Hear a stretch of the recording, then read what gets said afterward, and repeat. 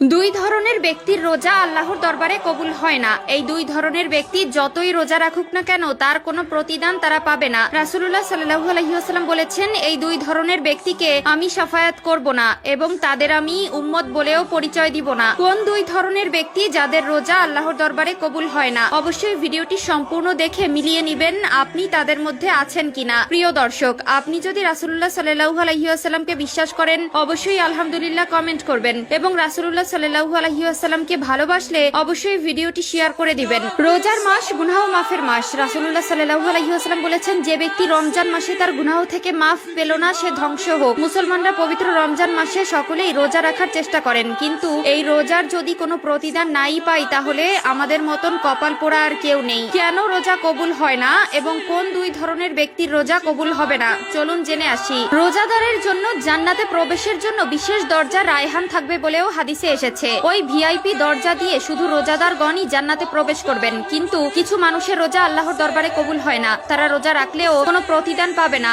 রোজা কবুল না হওয়ার কারণ কিছু মুসলমান রোজার মাসে রোজা রাখার পরেও এর প্রতিদান ও ফজিলত থেকে বঞ্চিতই থেকে যাবেন। এক নম্বরে সেই ব্যক্তির রোজা আল্লাহর দরবারে কবুল হবে না যিনি রোজা রেখেও অশ্লীল কাজ ও পাপাচার ত্যাগ করতে পারল না।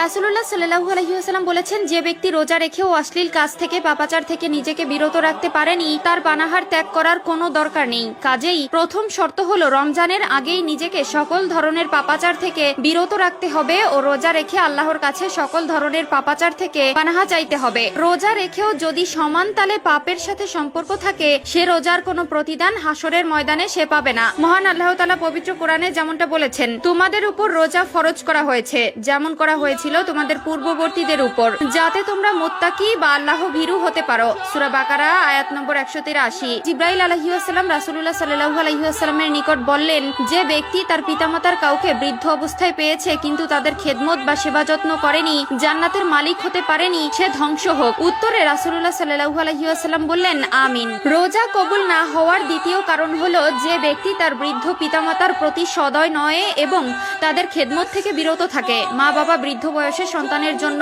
নাজাতের উসিলা হয়। কাজে যে ব্যক্তি মা বাবার মনে কষ্ট দিয়ে আল্লাহকে খুশি রাখতে চায় আল্লাহ তার প্রতি রাগান্বিত থাকে ও রাসূলুল্লাহ সাল্লাল্লাহু আলাইহি ওয়াসাল্লাম কখনোই তাকে উম্মত বলে পরিচয় দিবে না। প্রিয় দর্শক, এই দুই ধরনের ব্যক্তি যতই রোজা রাখুক না কেন তার কোনো প্রতিদান তারা পাবে না। অবশ্যই আমাদের প্রকৃত মুমিন হতে হবে ও প্রকৃতপক্ষে আল্লাহকে মনে প্রাণে বিশ্বাস করে ইসলাম কায়েম করতে হবে। রাসূলুল্লাহ সাল্লাল্লাহু আলাইহি ওয়াসাল্লাম বলেন, রোজা ও কোরআন কিয়ামতের দিন বান্দার জন্য সুপারিশ করবে। রোজা বলবে, হে আল্লাহ, তাকে দিনের বেলায় পানাহার ও যৌন সঙ্গম থেকে পূর্ণ বিরত রেখেছে, তার ব্যাপারে আমার সুপারিশ কবুল করুন। বলবে, আমি তাকে রাতের নিদ্রা থেকে বিরত রেখেছি, কাজেই তার ব্যাপারে আমার সুপারিশ কবুল করুন।